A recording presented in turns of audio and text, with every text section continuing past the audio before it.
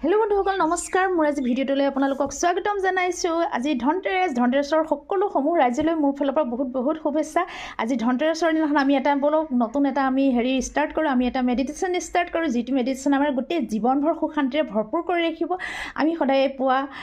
অমৃতবেলাৰ টাইমত আমি এটা কথাই ক'ব লাগিব আজি আমাৰ ঘৰখনলৈ আমি ধন ধান আনিব বিচাৰোঁ হয়নে লক্ষ্মীয়ে আমি গোটেই লক্ষ্মীয়ে ভৰ্তি কৰিব বিচাৰোঁ সেইকাৰণে আমি এটা কথাই ক'ব লাগিব যে মই ধনৱান হয় মই পবিত্ৰ আত্মা মই শক্তিশালী আত্মা মোৰ ঘৰখন স্বৰ্গ মোৰ ঘৰখন ধন ধানেৰে ভৰপূৰ গম পালে নহয় আৰু এবাৰ কওঁ বলকচোন মই ধনৱান হওঁ